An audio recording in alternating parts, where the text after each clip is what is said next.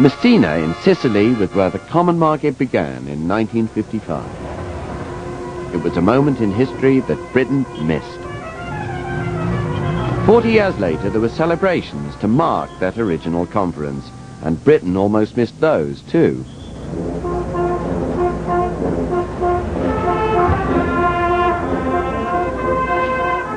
The British Foreign Secretary, Douglas Hurd, was last to arrive, and late.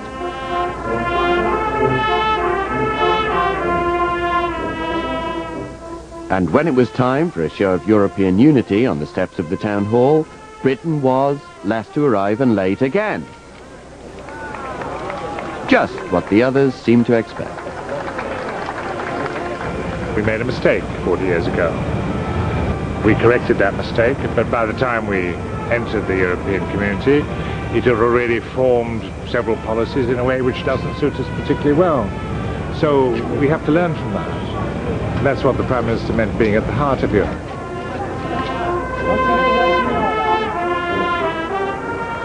Time and again, that's been the story of Britain's adventures in Europe. Never quite on time, never quite catching the spirit of things. While the party was in full swing, Douglas Hurd found he had more pressing business.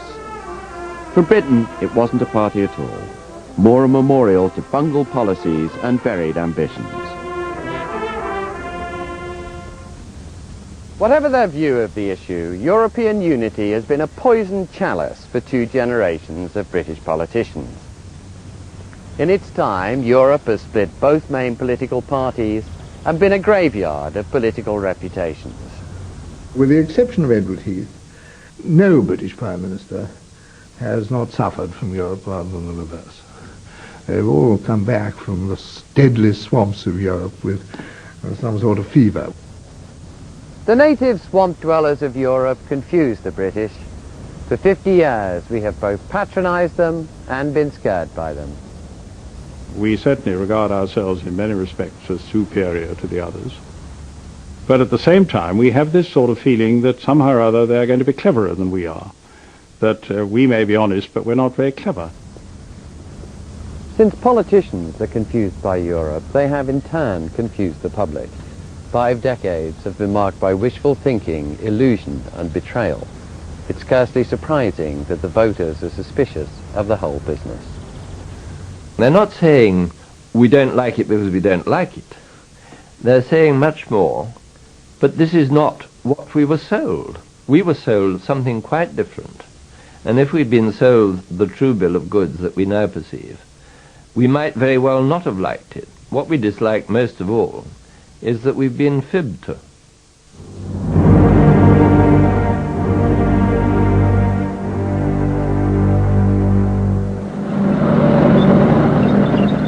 There was a time not so long ago when Britain welcomed the idea of European Union.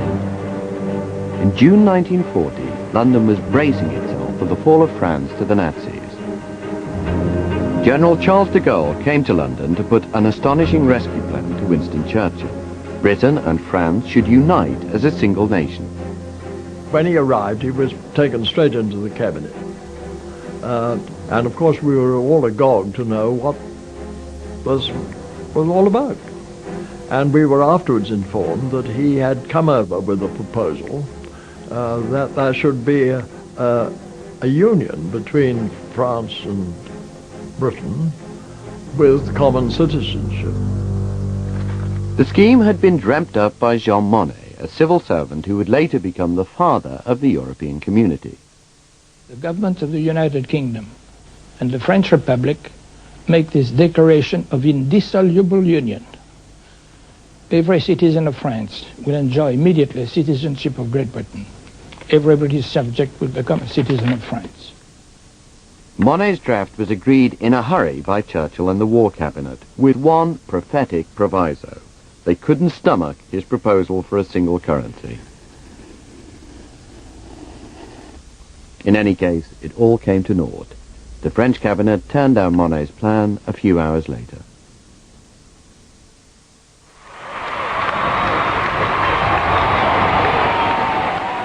As soon as the war was over, Churchill took up the cause of European unity again. 20,000 people packed the Dam, or centre of Amsterdam, to give a welcome to Winston Churchill. And the new song, Europe Unite, was sung as he drove past on his way through the city. His vision of a United States of Europe inspired those nations trying to rebuild their continent. We cannot aim at anything less than the union of Europe as a whole, and we look forward with confidence to the day when that union will be achieved. He had rather a simplest view of it.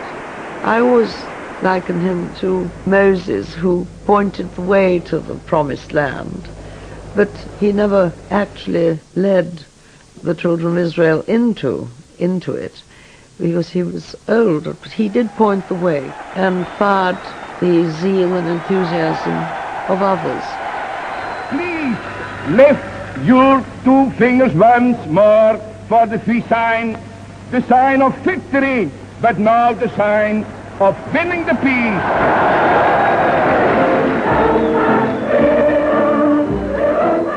But Churchill left one thing ambiguous. Was he saying Britain should become a partner in the new Europe, or just its sponsor? European doublespeak had begun.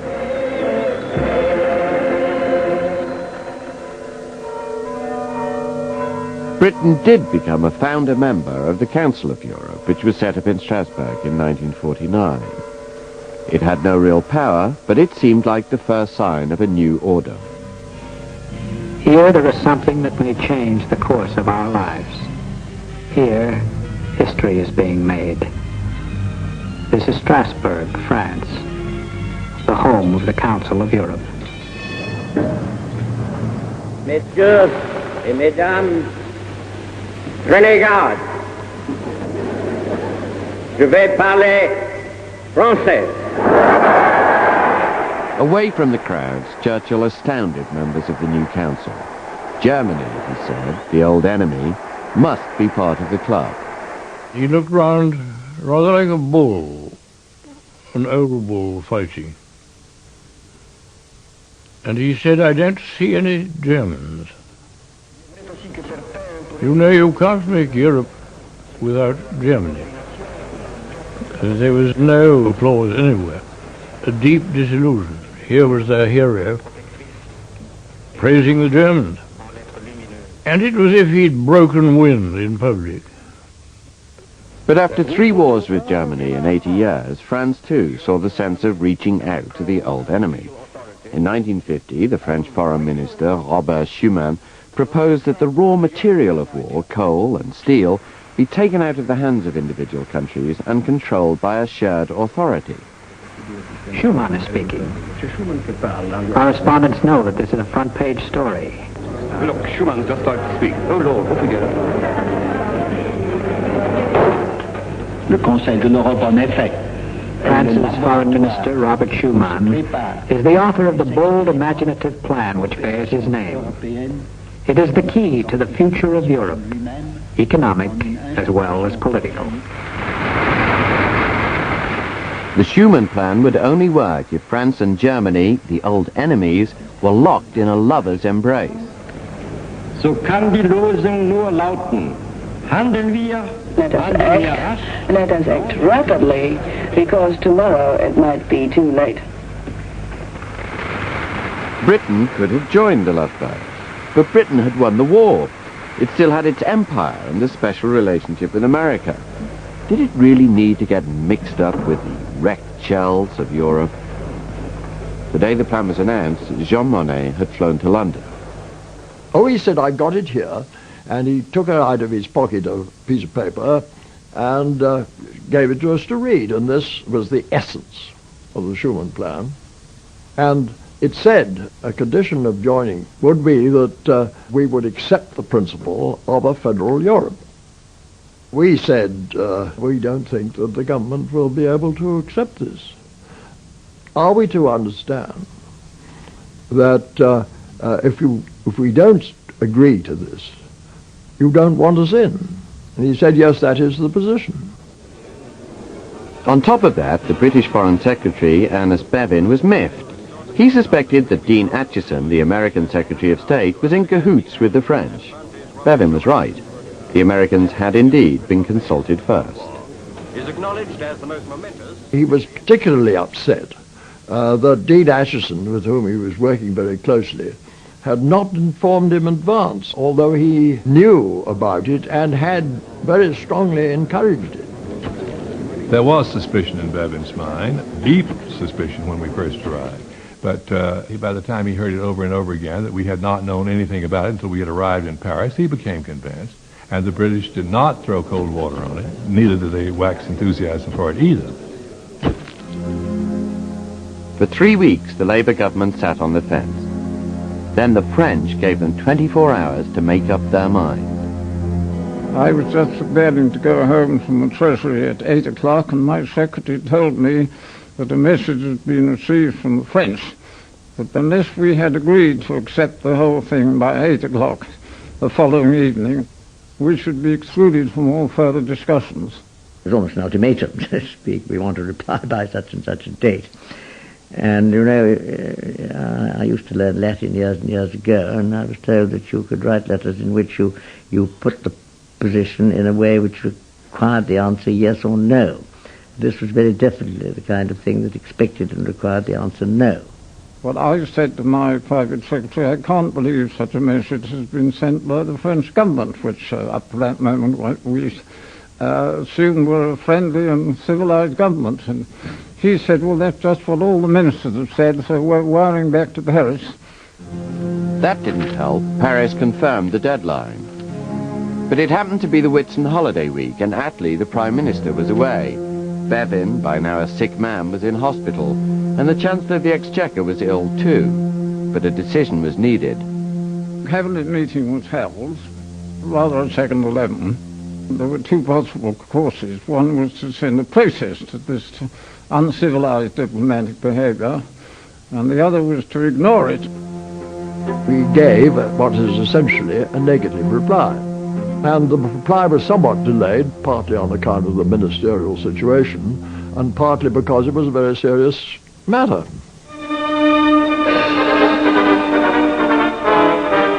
World interest focuses on the Quai d'Orsay as 6 European nations, including Western Germany, meet for their first working session on the Schumann Plan for pooling steel and coal. But Britain, notable absentee, has not yet made up her mind. Her absence begs the question, can the Schumann Plan possibly succeed?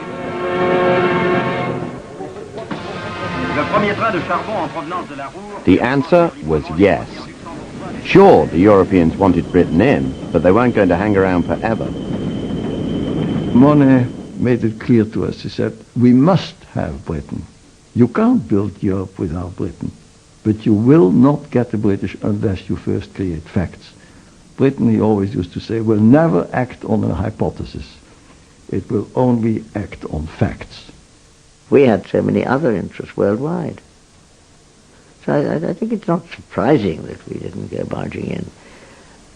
And I'm rather surprised that we've gone in as far as we have. Soon, the European coal and steel community was up and running without the British. They'd missed the first step, and they were about to miss the second.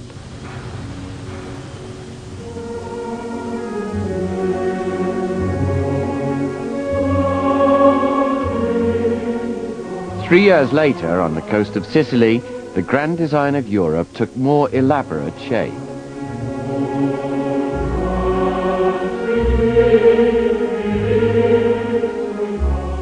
Messina now boasts of being the birthplace of the European Union.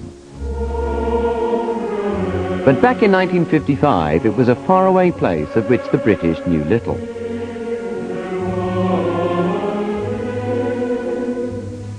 In June that year, the 6 foreign ministers of the coal and steel community held a critical meeting. Avoiding war by controlling raw materials was one thing. Now they dreamt of linking their economies together in a common market. Britain thought it was pie in the sky. People didn't really believe that Europe was going to be a going concern. I remember it so well. Because Europe had made a hash of things so often. They very nearly made a hash of this one. The delegations were staying in the nearby town of Taormina in a former monastery. Even without Britain, there were problems. The French were worried about a loss of sovereignty if the Six moved any closer together. Their foreign minister, Antoine Pinet, was unhappy. Efforts to win him round were led by his Belgian counterpart, Paul-Henri Spaak. But as the conference drew to a close with a special ballet performance in the ancient Greek theatre, there was still no agreement.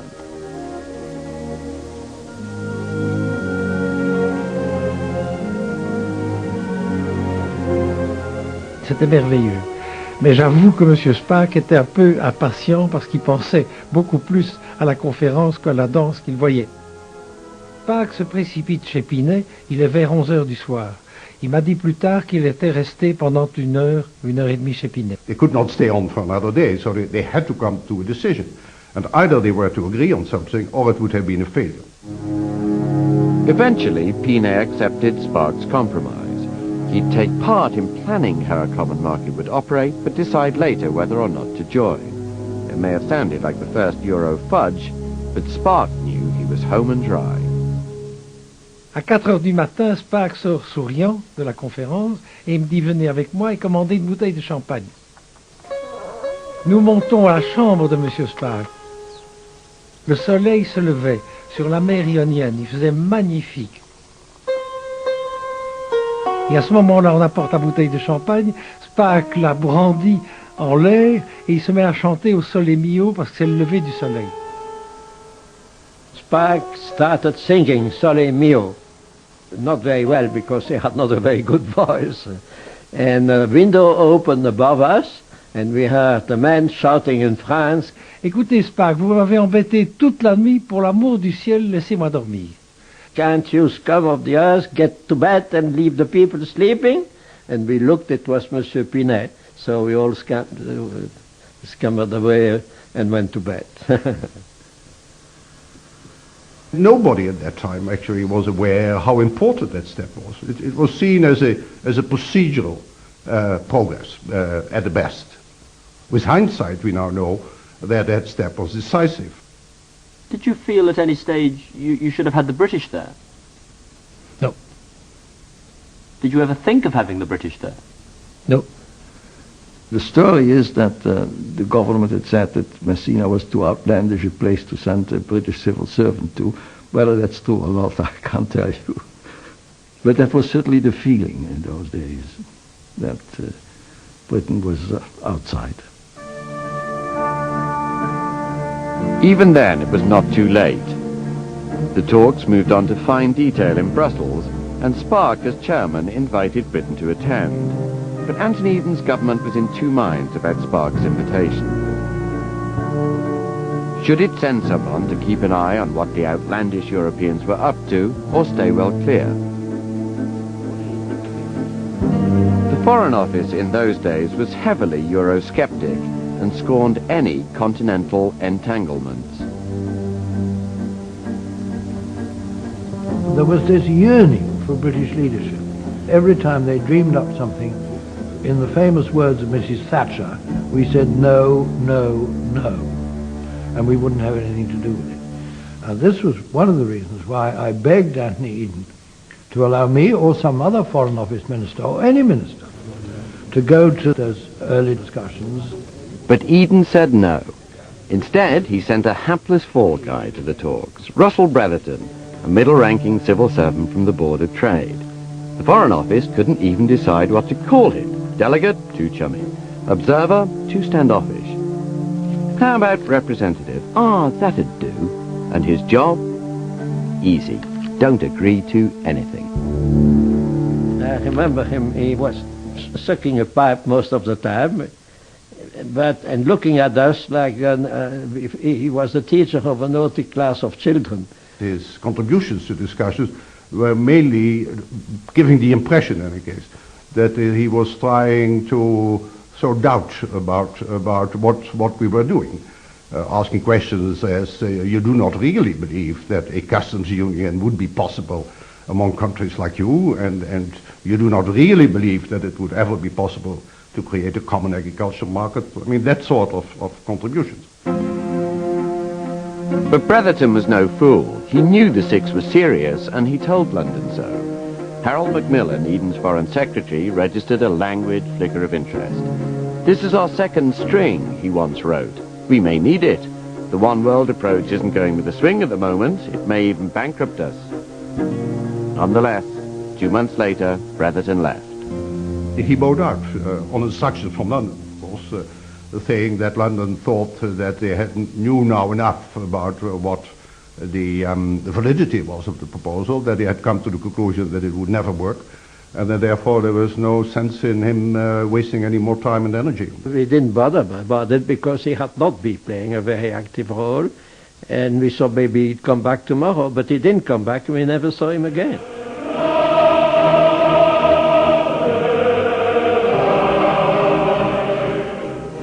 The Six pressed ahead and naturally reached agreements to suit themselves rather than Britain. The European Economic Community was born in January 1957 with a treaty signed on the site of the ancient Roman capital. The moment of emotion was the day we signed the treaty in Rome. Spark turned to us and he said, "There is what's left of the Roman Empire. Do you think that we have built today, putting the first stone of a new Roman Empire, and this time without firing a shot?" And we all felt that way, yes, that we all belong to the same culture, the same civilization. We felt very strongly to be Romans that day. Britain wasn't among them, and one young German was so dismayed at Britain's absence that he could not bring himself to vote to ratify the treaty. Britain was not in it, and I thought this was a major mistake. I was a convinced European, but if Britain was not a member, I thought it would go wrong, and therefore I did abstain. From that moment, Britain forfeited the chance of leading the post-war Europe. We came out of the war with the fact, although to some extent an illusion, of being a victor state. Psychologically, we were never in the same position as France because their future lay in rebuilding Europe, and in the French case, leading Europe. For thousands of years, frontiers have dominated the life of continental Europe, and at the frontier, most things come to a stop. And now, this age-old system is being checked. As soon as the common market began to take effect, the British attitude changed too, from lofty disdain to aggressive competition. And above all, what does it mean for us? Macmillan saw the fledgling market as a threat and set up a free trade area which other countries in Europe could belong to. Macmillan was completely hostile. He said, "You're going to ruin our trade. This is the end of our trade. We cannot accept that, and I'm going to fight you." But Downing Street had lost its taste for battle. The aftermath of Suez and the fundamental weakness of the economy forced Macmillan to plan a stealthy U-turn. The change itself came enormously suddenly. The ground had been shifting below, but the buildings had not shifted on top. And suddenly in June 1960, Macmillan circulated to cabinet colleagues a note asking for their department's views about the advantages and the disadvantages of joining the community. And I think to most people in Whitehall this struck like a thunderbolt. Proof came the next month. Macmillan's cabinet reshuffle turned post-war foreign office policy on its head. Pro-Europeans were moved into key ministries. Duncan Sands would soothe ruffled feathers in the Commonwealth. Christopher Soames would ease the farmers into the common agricultural policy. And at the Foreign Office itself, a new young number two was given the job of negotiating Britain's entry, Edward Heath. The message had finally sunk in. The world was changing. It had all been predicted 3 years earlier by the British ambassador in Paris. In a confidential note, he'd said, "We may be able to torpedo the common market, but if we can't, we'll be forced to associate with it eventually on less advantageous terms." That rueful prediction was now coming true. There's always been a desire to find an empire somewhere else. And the imperialist wing of the Conservative Party as well as the protectionist wing was attracted by the prospects of a European economic community. Here was something big to join. Here was something protective. More to the point, here was 15 months of hard grind in Brussels, the mind-numbing, rump-hardening marathon which would later become all too familiar. Heath had to sort out tariffs on every Commonwealth product, from kangaroo tail soup to cricket bats. For the fastidious, it wasn't much fun. We couldn't open the windows because the traffic and the trams made too much of a noise outside. The atmosphere inside the room, the physical atmosphere, was quite appalling. You have to remember that in those days, probably 50, 60, 70% of the people attending the conference smoked like chimneys. And of those, probably 1/3 smoked cigars. And the impact of that on the human frame was at times nearly intolerable. In Brussels, Mr. Heath has fashioned for himself a political stature he's never quite achieved before. People ask if he might not be the next Prime Minister but one. Heath even enjoyed the routine and kept other ministers on a tight leash. I was there the whole time. Any other minister who was invited in hadn't been there, and obviously couldn't know when he came what the atmosphere was like, what things had to be avoided, what things could be pressed. And therefore, in order to avoid any difficulties arising from their visit, it was much better I should keep the whole thing under control. I remember saying to him, look, you are the, and I use the German word, Kapellmeister, you are the director of this orchestra. This was an image which I hope would appeal to him.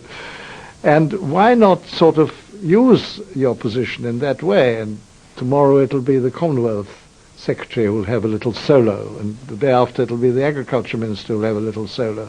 You are still there at the on the podium with the score in front of you, and you are directing. Well, he sort of said, yes, you may be right. Yes, you may be right. But I don't think he changed very much after that. These were some of the most significant talks since 1945, but they sometimes sounded like an episode of The Archers. The whole future balance of power is being discussed here in terms of the relative number of eggs laid by hens in Denmark and France. There was always friction with the Ministry of Agriculture. Ted explained in political terms that the moment of truth had come, that the nonsense had got to stop, that big concessions had now got to be made. And he then said, now what are they? And he began extracting these concessions out of Christopher Soames, personally, one by one. While they wrangled in private over food, in public the common market became another elixir of the 60s. In the common market, the barriers are gradually coming down. The barriers to trade, the barriers to the free movement across frontiers of goods. Macmillan clearly hoped that success in the negotiations would burnish his reputation, another triumph for Supermac. At the speed she's going, the European community will be rid of all artificial barriers to trade by 1970. It was not said that the community had no political content, but it was argued, and argued very strongly, that it was a primarily economic community. Now, actually, that is not true. I think that some of the people who said that knew it was not true. Indeed, it was now heavy-duty politics at home. This program is going to be about Britain and Europe. It's one of the great issues of the day, and rightly so, for much depends upon it. Why have we entered into these negotiations with the European Economic Community?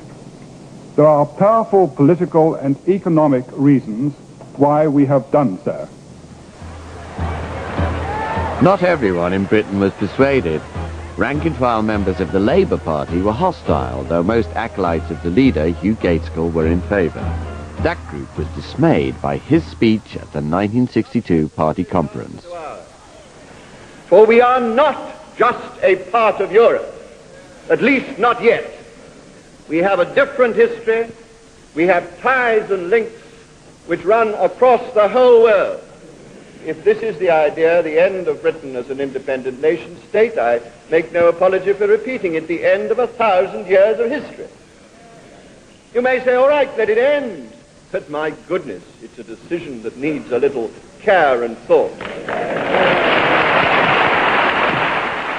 There were a group who were bitterly disappointed, could hardly contain their grief and rage.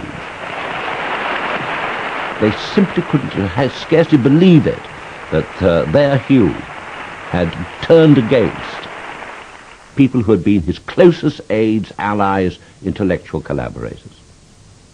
To find that our hero was actually saying that the common market represented the end of 1,000 years of British history, that our borders were not on the Rhine, they were on the Himalayas, and so forth, was a terrible shock. I mean, it was actually a kind of personal agony. I'd had a very long lunch with him in the Garrick Club about 2 to 3 weeks beforehand, in which we tried to reach common ground. And we got on till about 4:30. Everybody else had gone. He was pacing up and down the small back room there. But the more we talked, the further apart we got. So in that sense, it wasn't a shock to me, except that I, as he made various points of 1,000 years of history, I thought, oh Christ, it's even worse than I thought. With Labour split, Supermax saw his chance.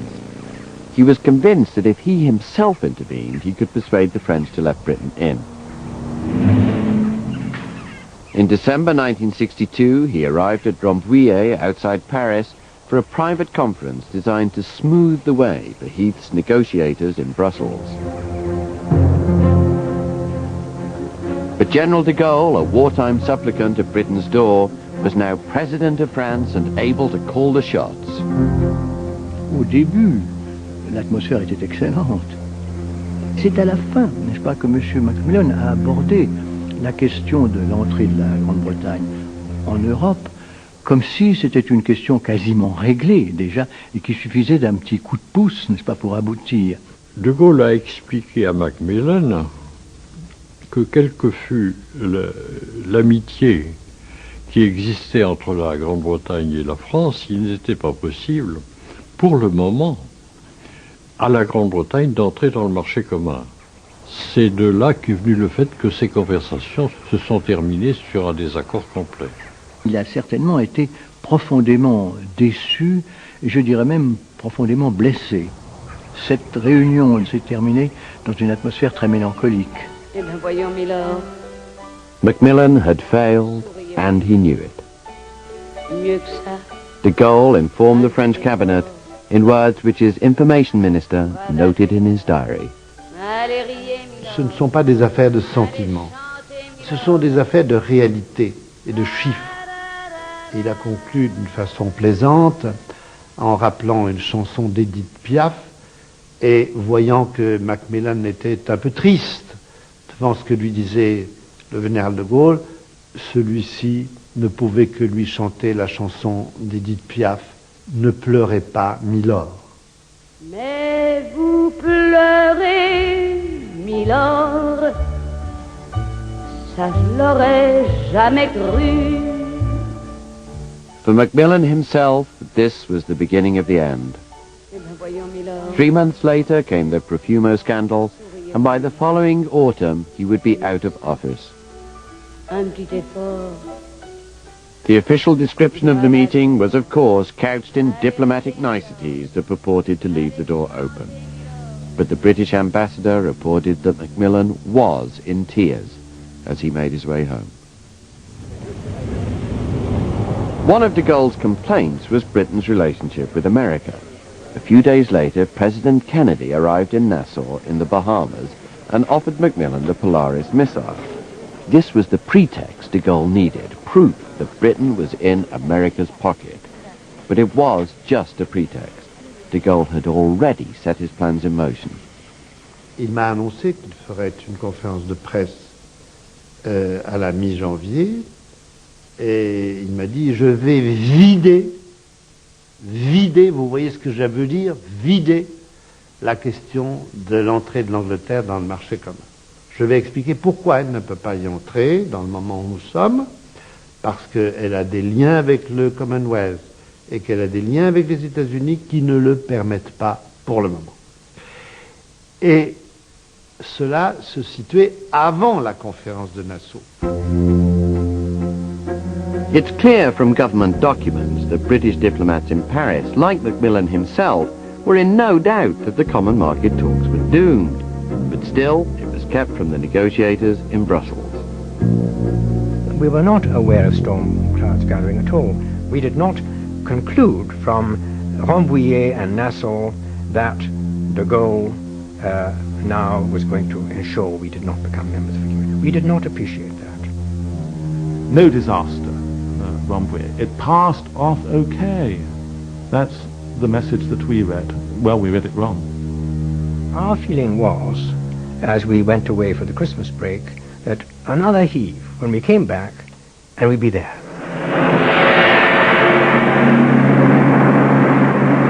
The road to Brussels, the road that Edward Heath, Britain's chief common market negotiator, will take again next week. On Monday begins the crisis stage of Britain's negotiations with the common market. But the most powerful of European political leaders, General de Gaulle, is clearly doubtful whether Britain ought to come in at all. Edward Heath is in Paris seeing the French foreign minister. In the British embassy, rumours were flying around about what de Gaulle was going to say at his press conference. Heath decided to check things out for himself. He invited de Gaulle's foreign minister, Maurice Couve de Merville, to an intimate lunch in the tapestried dining room. C'était un homme naturellement intelligent et capable. Il avait beaucoup de qualités. Je ne crois pas exagérer en disant que nous avions établi entre nous, Heath et moi, de véritables relations d'amitié. The three surviving diners, Heath, Couve, and the deputy head of the Brussels delegation, Sir Eric Rolle, disagree on what then took place. So we had this lunch, it was very agreeable, we talked about a lot of things, and then the question was put to Couve, specifically, is the general going to say no on Monday? And Couve denied that. Couve said, I have no reason to think that that is so. And indeed, he said, if we can resolve the remaining technical problems, no power on earth can stop you from coming in. Well, that was a pretty straightforward reply. His attitude was that it would all be settled. Were you worried that there might be a veto? No, not for a moment. Did you ask him specifically about that? No. What he said was it was going to be a success. And when he says that, you don't ask him whether he's going to veto it. Do you remember the precise words he used? Yes, what he said was no power on earth can now prevent this from being a success. Do you remember using that particular phrase, if these things can be sorted out, no power on earth could prevent you coming in? Oui, en effet. Si la Grande-Bretagne était prête à tout accepter, il n'y avait pas de possibilité de lui refuser l'entrée dans le marché commun. C'est vrai. Je n'ai jamais dit à Heath que la Grande-Bretagne pouvait entrer tout de suite, parce que je ne le pensais pas. Et il y avait encore trop de problèmes à régler. No, he meant nothing of the sort years later, when he was an old man. And whether deliberately or not, he was changing his reply. It was the Battle of Waterloo all over again. Only this time, the other lot won. De Gaulle finally took the stage on the 14th of January, in words loaded with that Gallic superiority which so infuriates the British. He electrified the 800 journalists present and horrified officials in Brussels. Il faut définir explicitement la position de la France face à l'entrée de l'Angleterre dans le marché commun et l'évolution politique de l'Europe. Bien, je ne suis pas étonné que vous me le demandiez. L'Angleterre, en effet, elle, est insulaire. Elle est maritime. The mood in the delegation was fury. Fury at the arrogance of the man. La nature la structure, la conjoncture qui sont propres à l'Angleterre diffèrent profondément de celles des continentaux. My reaction was, this is going to be front page news in every newspaper in the world.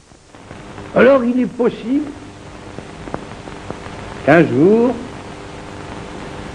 l'Angleterre parvienne à se transformer elle-même suffisamment pour faire partie de la communauté européenne sans restriction, sans réserve et de préférence à quoi que ce soit. Je n'en ai pas été surpris. J'ai constaté que ça faisait un effet épouvantable sur mes partenaires, pas seulement sur les Britanniques, mais sur mes partenaires. Et c'est bien là ce qui paraît résulter des longues conversations de Bruxelles. We looked at each other and it was like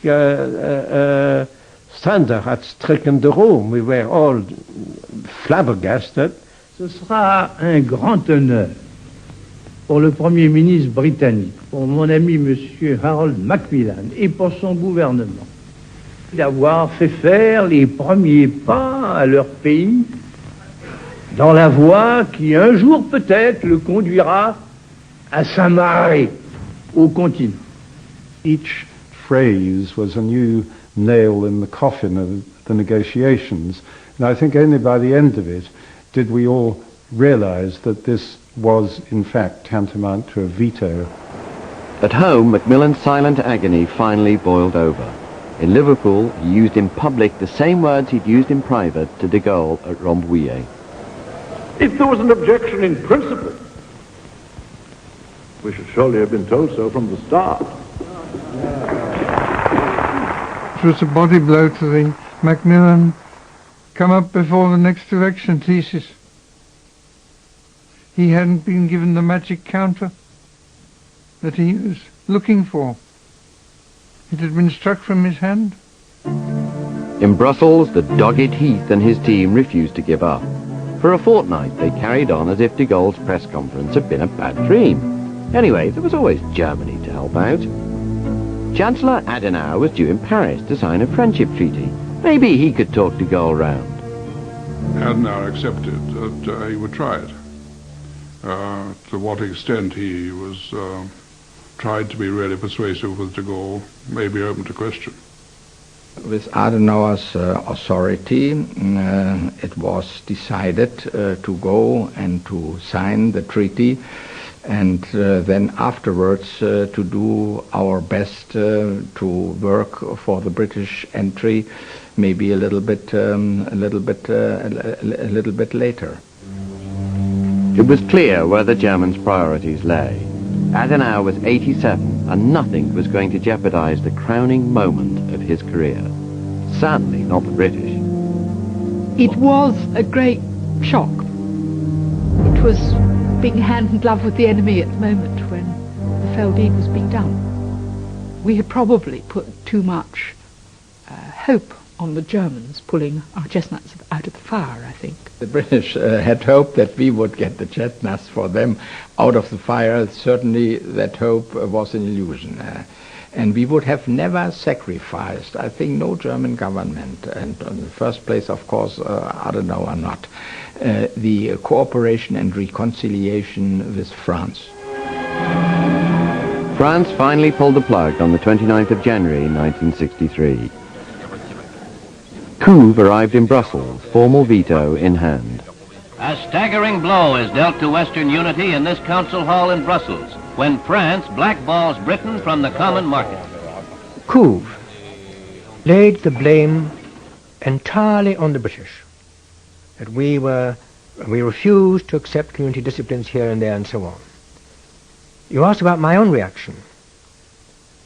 I had thought when we went in there that Couve de Murville was going to have a very embarrassing, difficult passage, explaining the inexplicable.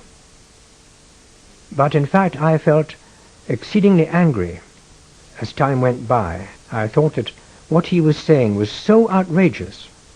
Any sympathy I might have had for him quickly evaporated. Mes partenaires étaient très mécontents naturellement de ma position. Et il me faisait des reproches incessamment. Edward Heath, then unbelievably calm, took up Couve's points one by one. He didn't say, this is an outrageous travesty and so on, in judicial fashion, really, the learned QC type approach. He destroyed all these arguments, pointing out that we had agreed to this, we had agreed to that, we had agreed to that. Completely demolished Couve's argument. But it did no good. Heath and his team, who'd for so long refused to accept the inevitable, now had to face the bitter truth. The British delegation got up to go, and all the 5 ministers, not Couve, but the representatives of the other member states, all lined up to congratulate.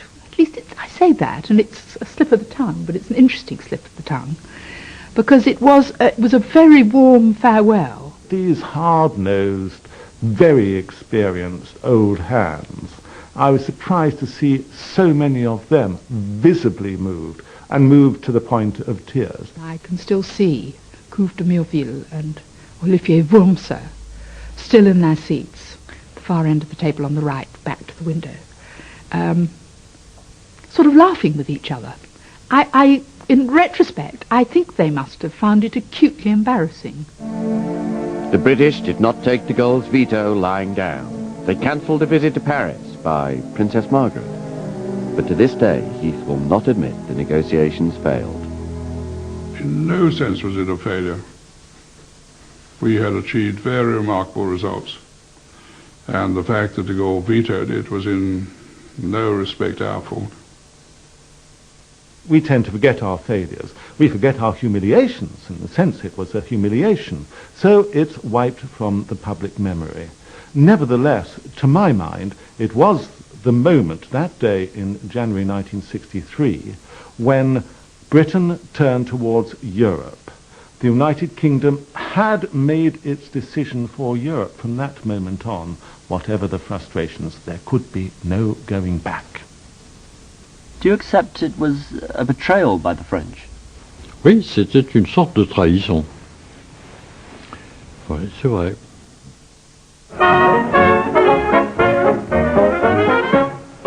Thank God we're Englishmen and not common market scum. For why should we be pally with the wogs who started Calais?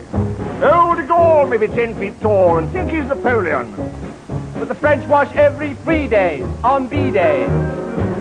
The Heron folk are a standing joke with their short and hairy knees. And the poor old Dutch do nothing much but smell very plenty of cheese. An Italian beau always says hello with a squeeze of finger and thumb. Thank you. So, thank God we're Englishmen and not common market, not common market, not common market scum.